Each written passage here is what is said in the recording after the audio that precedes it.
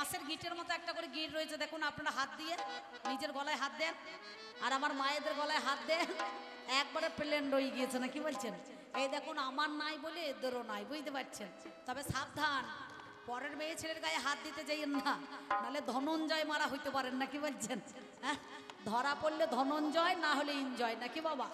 তাহলে সঙ্গে সঙ্গে সেদিন 107 বার উপরা পাল্টানোর পর 108 বারেই তাকে গ্রহণ করেছিল, নাকি বলছেন? তাহলে এইখানেতেই একটা মদের আলোচনা হয়। তারপরে রাধা লক্ষ্মী সরস্বতী সাবিত্রী আসে মহাশয়। এই সাবিত্রী যখন আসে ওরে জানি, তাই এইখানেতে জিজ্ঞাসা করে জানেন মহাজ্ঞানী। জিজ্ঞাসাটা কি? আমার নাকি কোনো কিছুই নাই, মেয়ে ছেলের কোনো জাত আছে? আছে? গোয়ালাতে পড়লে গোয়ালিনী, ব্রাহ্মণে পড়লে বামনি, মাস্টারে পড়লে মাস্টার গিন্নি, ডাক্তারে পড়লে ডাক্তারনি, নাকি বলছেন? বাঘ দিতে বললে বাঘ দিনি, কি গো? হ্যাঁ, আর আমার চাচারা যখন বিয়ে করে দেখবেন মৌলানাকে ডাকে, মানে মৌলভী সাহেবকে ডাকে, বলে অমকের লের কি অমকের লের কা শাদি করতে কবুল। আচ্ছা, মেয়ে ছেলে যতক্ষণ না কবুল বলেছে শাদি হবে চাচা? হবে? কিন্তু এখন তা সে নাই, এখন ফেসবুকে, নাকি বলছেন?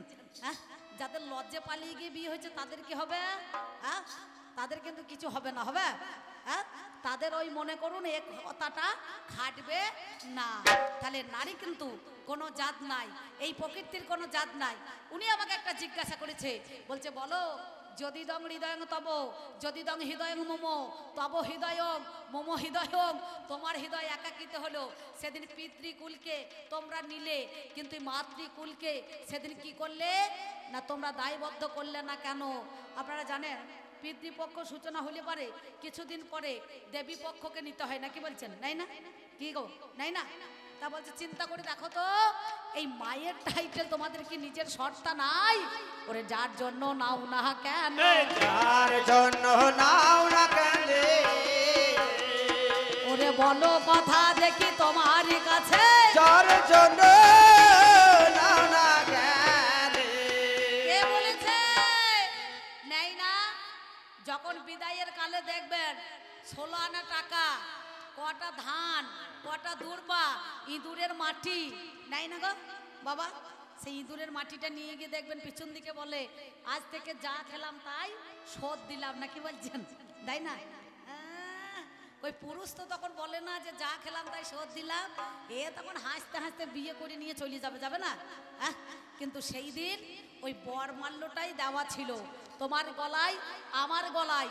সেই জন্য মেয়ে ছেলে যখন নাম লিখে দেখবেন কুমারী, এই কুটাকে নিয়ে নেয়, তখন কি করে শ্রীমতী হয়, নাকি বলছেন? তখন শ্রী শব্দের রাধা, শ্রী শ্রী সরস্বতী মাতা সহায়, যার জন্যে ওই মায়েরটাকে বহন করে, মায়েরটাকে বহন করে। তুমি দেখো কথায় আজ লক্ষ্য করে, মায়েরটাকে বহন করে।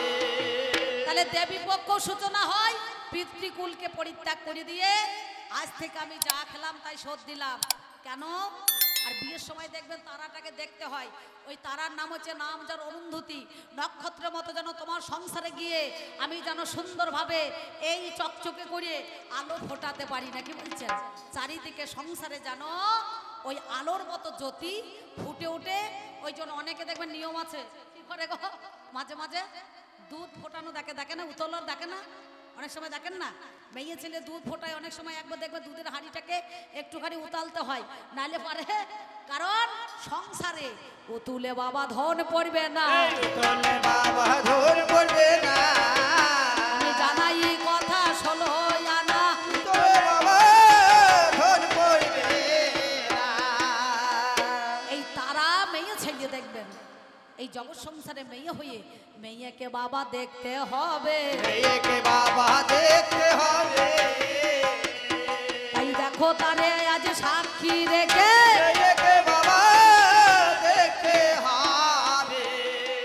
কি বলিব ভাবেরই কথা শোনো দিয়া মন, আহা মরি মরি রে, কি বলিব শোনো কথা, শোনো বলো মনে।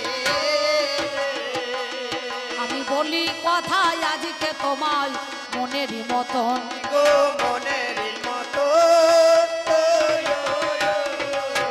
বলে বলে ওগো নারী তোমারে জানাই, অষ্ট যারা নায়িকায় আছে জানেন মহাশয়।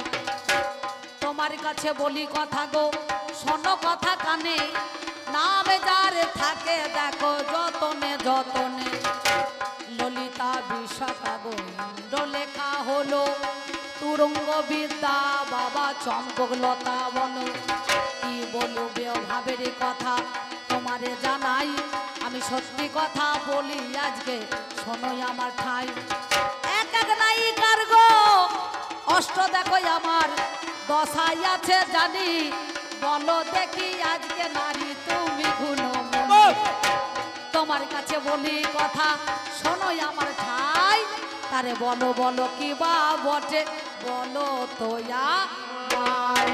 তুমি আমার কাছে বলো কথা গো, ধীরে না ধীরে না ধীরে না তুমি আমার কাছে বলো কথা গো। আরে ও ধীরা না দারি রে না দারি রে ধীরা না যারা ওরে শুনি ও ধীরা না দারি রে না দারি রে ধীরা না তাদের দেখো অষ্টদশা ধীরে না ধীরে না ধীরে না জানেন মহাজ্ঞান।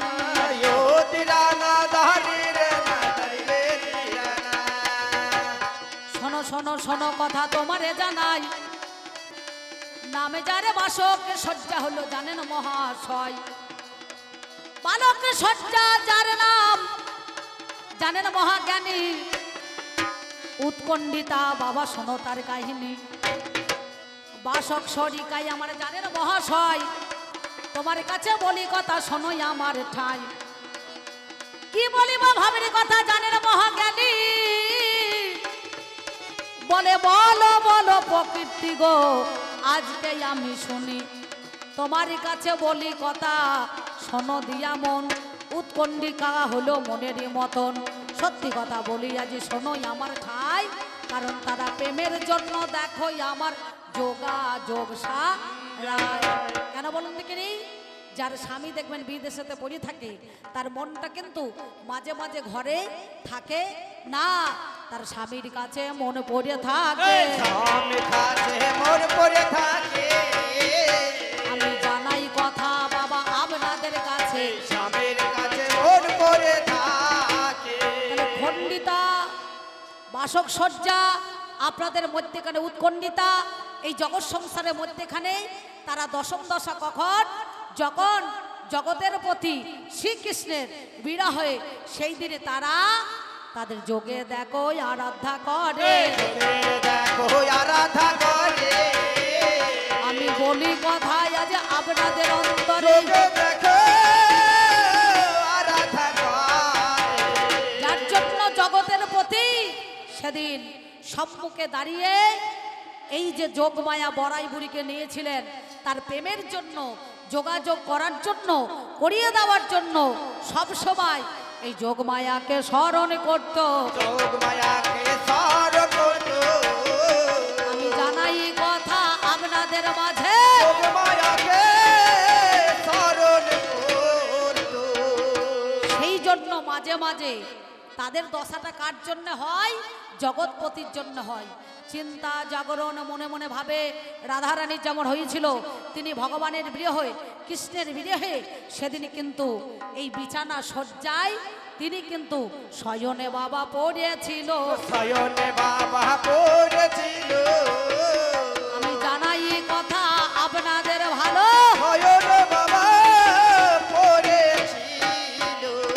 কিন্তু প্রথম প্রথম যাদের বিয়ে হয়েছিল সেদিন নক্ষত্রকে দেখে তারা মনে করুন ওপর দিকে তাকিয়ে তাদেরকে সাক্ষী রেখেছিল। আজ পর্যন্ত দেখবেন যাদের বিবাহ বন্ধনে আবদ্ধ হয় তারা কেউ অনেক অনেক মেয়েকে পাটাই করে দেখবেন 7 জন, কেউ ধরে না বাবা 7 জন।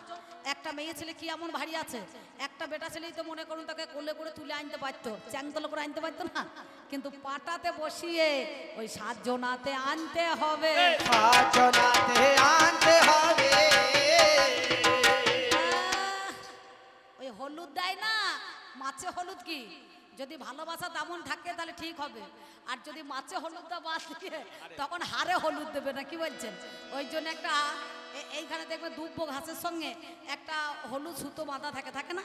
কি বলছেন? থাকে না? এই মাছে বাদ দিয়ে তখন ওই হলুদটা তোমার হারে পড়বে, বুঝতে পারছেন?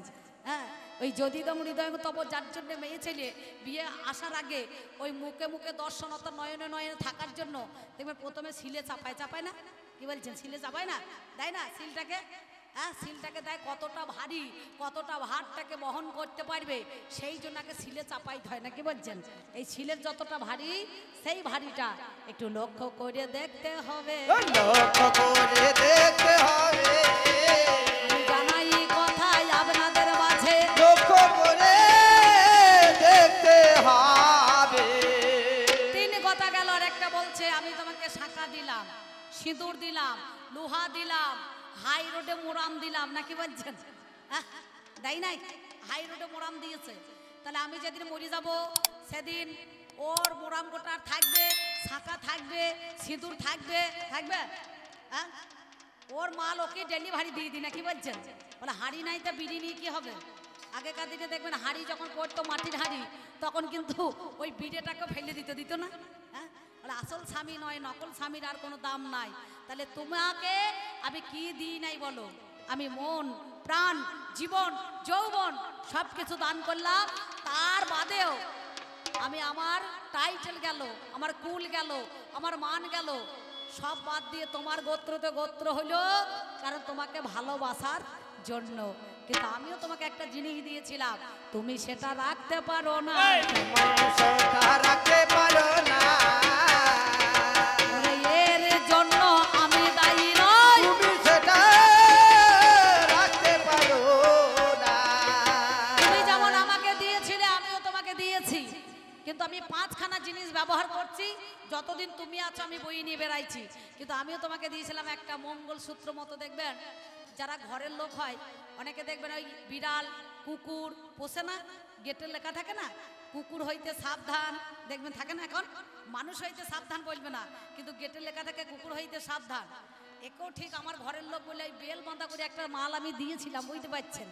কিন্তু আমি বই নিয়ে বেড়াইছি, কিন্তু এই ভদ্রলোক সেই জিনিসটাকে আজও পর্যন্ত বইয়ে নিয়ে বেড়াইতে পারে না, কারণ সেইটাকে খুলে বাবা ফেলে দিয়েছে, বাবা ফেলে দিয়েছে। ফেলে দিয়েছে, যার জন্য তোর কোনো চিহ্ন নাই আছে।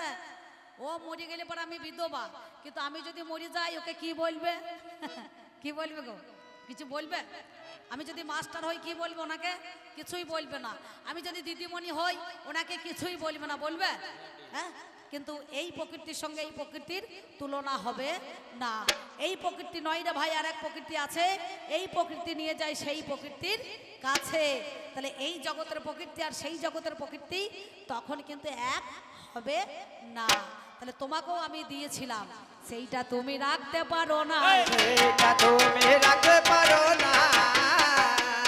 আমি তোমার কাছে বলি কথা, সেটা তুমি রাখতে পারো না।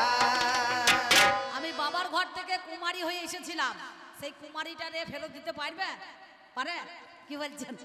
তখন স্ত্রী নাকি গো? তাহলে সেই কুমারীটার নাই। একটা মাঝে মাঝে দেখবেন ছেলেরা গান দিয়ে বেড়ায়, আমি তোর ঘরেতে থাকবো না গো, সবই কিছু ঘুরাং দে, মাঝে মাঝে গায় না, আগে আমি যেমনি ছিলাম তেমনি করে দে। এইরকম মাল ডেলিভারি কেউ দিতে পারবে? কি বলছেন? কিন্তু এর সঙ্গে তো তার তুলনা হবে না। তাহলে আমি তোমাকে মন, প্রাণ, জীবন, যৌবন আর একটা জিনিস তোমাকে দিয়েছিলাম, সেই জিনিসটা তুমি রাখতে বলো কখনো পারো না, রাখতে বলো কখনো পারো না। তুমি মনে আজকে ভেবে দেখো, রাখতে বলো কখনো পারো না। পরম ব্রহ্ম সত্তা, সেই সত্তা তুমি কিন্তু ধরে রাখতে পারো না। পেরেছে? সেই সত্তার আছে, সেই সত্তা কিন্তু নাই। হরি ভজন ভারী মিঠা, হরি ভজন করবি তো ছাঁচার জল মর কোচাতে ওটা। যার জন্য যারা বৈষ্ণব দেখবেন একাদশী করে, ওই একাদশী কোটা তো মেয়ে ছেলে, এ কোটা তো বেটা ছেলে নয়। তত্ত্ব রসামিত্র জ্ঞান মঞ্জরিতে 8টা হরে আছে, এ কোটা তো বেটা ছেলে নয়, এ কোটা সব মেয়ে ছেলে, নাকি বলছেন?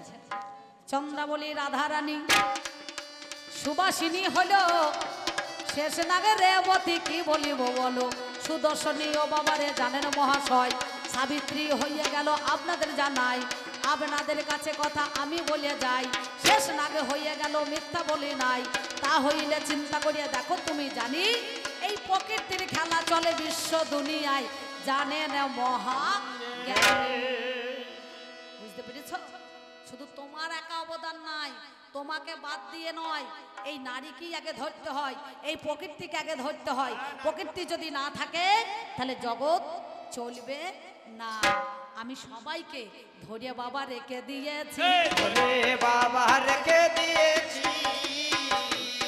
আমি অধরা বস্তু ধরে ফেলেছি ধরে বাবা রেখে দিয়েছি তাই পিতৃকুলকে পরিত্যাগ করে মাতৃকুলে দেবী পক্ষে সূচনা নিতে হয় বুঝতে পারছেন তাই না আমরা যখন চলে যাই ভারতবর্ষের বাইরে তখন কোথাকার বলে দেখবেন আপনাদের যদি নদিয়া থেকে যায় এই দেবগ্রাম কাটোয়ার ঘাট পেরিয়ে তখন বর্ধমান গেলে পরে কোথা বাড়ি বলবে আমরা দেবগ্রামে কিংবা আমরা যে কোনো জায়গায় হয়তো পলাশি পাড়ায় কিংবা আপনার পলাশিতে একটা নাম করে যখন কলকাতায় যায় তখন কি বলে বর্ধমানের লোক কিংবা নদিয়ার লোক আর বর্ধমানের হাওড়ার বাইরে যখন চলে যায় তখন কি বলে আমরা ভারত মাতা সন্তান না কি বলছেন তখন এই নদিয়াতে কে যায় নিবে এই জায়গাটার নাম চেনে হ্যাঁ চিনবে তাহলে সবাই কিন্তু সেই রকম আলোচনা করে তাহলে বাইরে গেলে তখন ভারত মাতার সন্তান বলে সবাই কিন্তু ডাকে কিন্তু ভারত বাবার সন্তান বলে কেউ ডাকবে না ডাকে কখনো বাবা সেটা হবে না কখনো বাবা সেটা হবে না আমি জানাই কথা শোনো না কখনো বাবা সেটা হবে না ব্যাস তোমার যাহা ছিল বলা তোমার যাহা ছিল বলা আমার বলা গেল কথাতে জবাব আমি দিলাম মনে ভালো এইবারে তোমার কাছে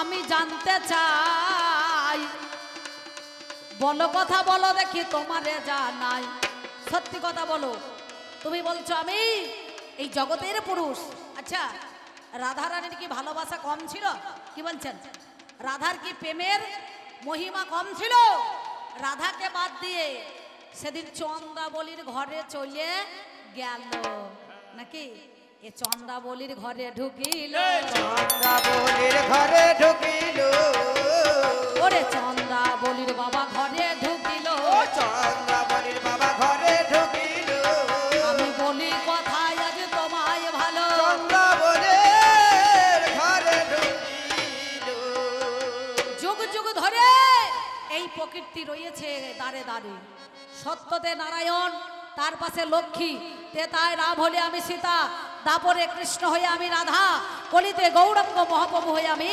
বিষ্ণুপ্রিয়া না কি বলছেন তাহলে চার যুগই তো সেই প্রকৃতির রূপ সবাই মিলে ধরেই আমি তোমার কাছে দাঁড়ালাম তাহলে চন্দ্রাবলীর ঘরে তুমি সেদিনই চলে গেলে একটা গান শোনেননি তোরা কুঞ্জ সাজারে আজ আমার প্রাণনাথ আসিতেছে তোরা কুঞ্জ সাজারে আজ আমার প্রাণনাথ আসিতেছে তোরা কুঞ্জ সাজারে আজ আমার প্রাণনাথ আসিতেছে মনে চাই প্রাণে চাই মনে চাই প্রাণে চাই মাঝে মাঝে গাই না মনে চাই প্রাণে চাই এই কাকে এই জগতের প্রতি কৃষ্ণকে না কি বলছেন মাঝে মাঝে গাই না তোরা কুঞ্জ সাজারে আজ আমার প্রাণনাথ আসিতেছে তাহলে সেদিন চন্দ্রাবলীর ঘরে ঢুকলে তাও মানলাম বিরজারে কাছে বাবা চলে গেলে হাই কেমন করিয়া বলবো কথা তোমারে জানাই তাই তো সখী নায়িকারা যারাই ওরে হলো রাধারানী দশম দশায় পড়ে ওরে গেল অষ্ট নায়িকা তারা জানেন মহাশয় অষ্টদশায় পড়িল গো মিথ্যা বলি নাই তোমার কারণে দেখো শোনো কথা কানে কি বলিব সত্যি কথা তোমারে যতনে তাই বলি শোনো কথা তোমার কাছে গাই কেন তুমি সেদিন চলে গেলে বলো তো আমার কিসের অভাবে মনের প্রাণের প্রেমের ভাবের তুমি কোন অভাবে চলে গেলে কোন ভাবে চলে গেলে তুমি বলো কথা দেখি আমায় খুলে কোনভাবে চলে গেলে।